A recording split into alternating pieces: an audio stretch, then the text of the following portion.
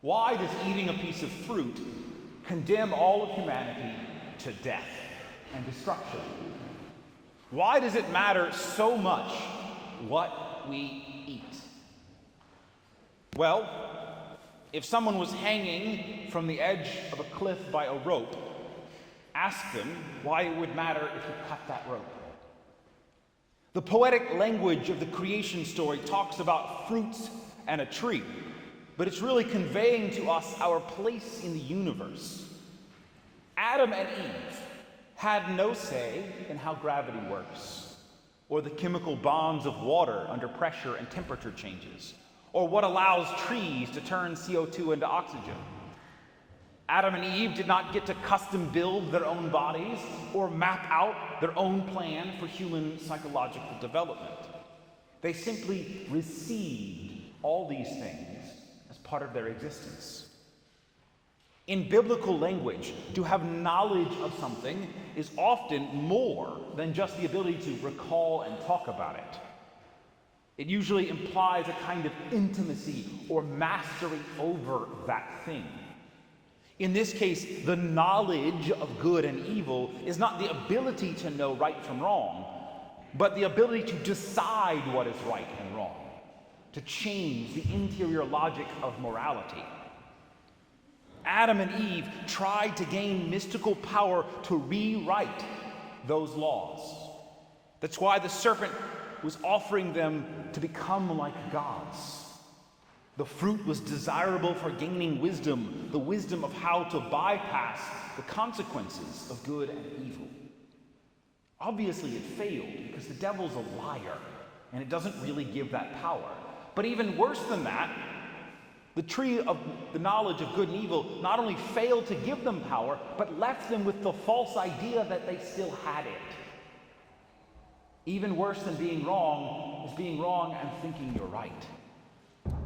This is why eating that fruit was like reaching up and cutting the rope that was holding us up from a fall. Human nature is dependent on the nature of the moral law. Being human means you make choices that are either right and wrong. And so if you scramble our understanding of right and wrong, you scramble your ability to live a human life. It's like trying to play soccer without gravity. You can't do it. You mess up the laws of physics and you mess up a lot of things. You mess up the moral law and you mess up human beings. We receive our existence from God. Adam and Eve, led astray by the devil, tried to take that power away from God and define existence for themselves. And they also broke his trust because they disobeyed him. When your child uses a toy bat to beat up their sibling, you take the bat away. God had not only given us existence, but he had given us a special spiritual power, the grace of harmony and immortality. And when they sinned, Adam and Eve not only lost sight of their humanity, but God took those gifts back because we were just going to use them badly. Every sin is a violation of God's trust and an attempt to redefine the meaning of our existence. But human beings just couldn't stop trying to do that. With our scrambled minds and weakened wills, it became impossible for us to reestablish that initial design of God's creation. Once you cut a rope, you don't have a chance to reattach it. You just fall. But Jesus Christ can, and he did. St. Paul puts it in that complicated theological argument. Just as through one transgression, condemnation came upon all, so through one righteous act, acquittal and life came to all. And so this is the inner logic of what's going on with Jesus' temptation, that he's answering back that mistake we made. On one level, all of the temptations that the devil offers to Jesus might make a certain kind of sense. Do X, get Y. And in each case, that outcome, that Y, is a good thing. So why quibble about how you get there, as long as you get there?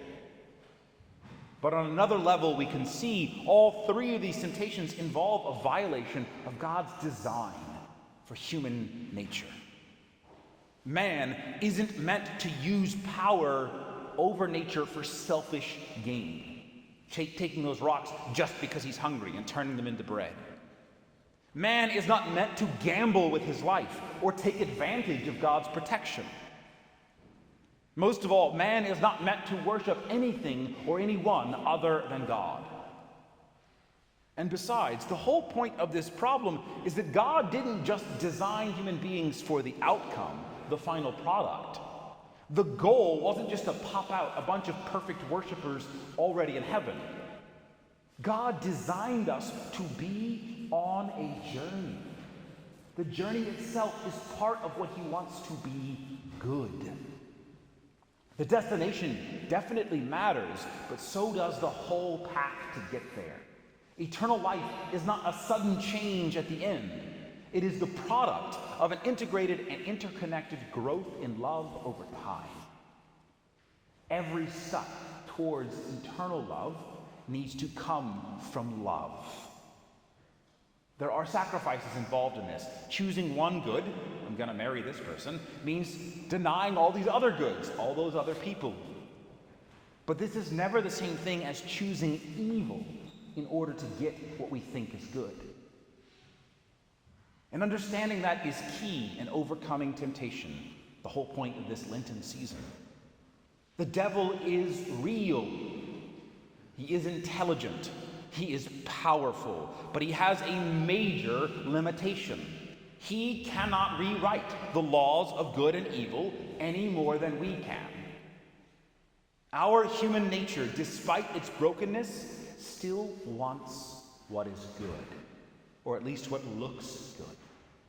The devil doesn't just say, hey, join me in eternal damnation, because we wouldn't. We can't want evil.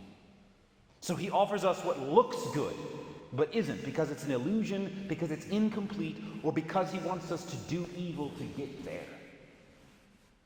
So how do we overcome temptation?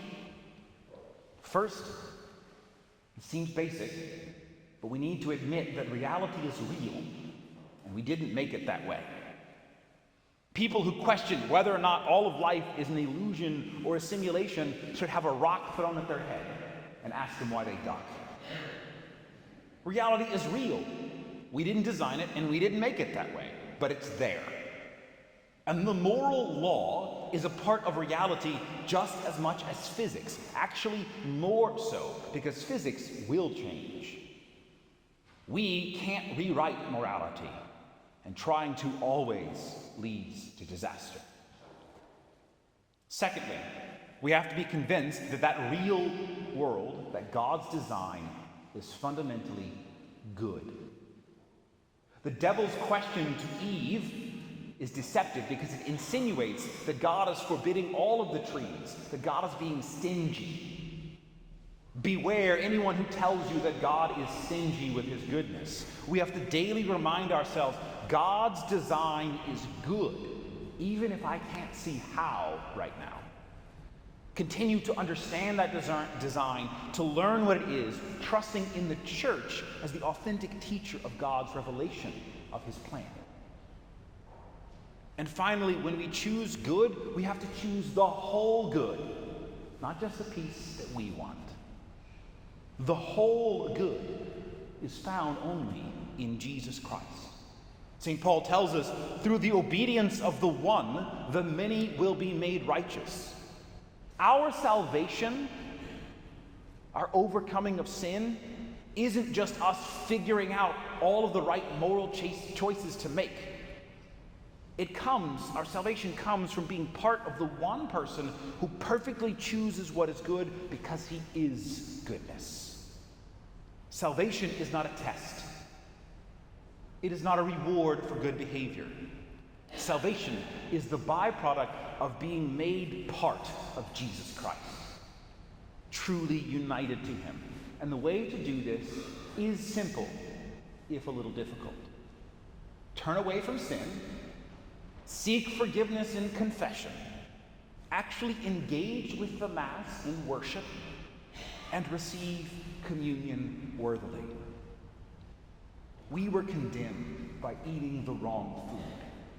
So doesn't it make sense that eating the right food is what saves us? So yes, what we eat really does matter that much. Take and eat, not according to your design, but according to His.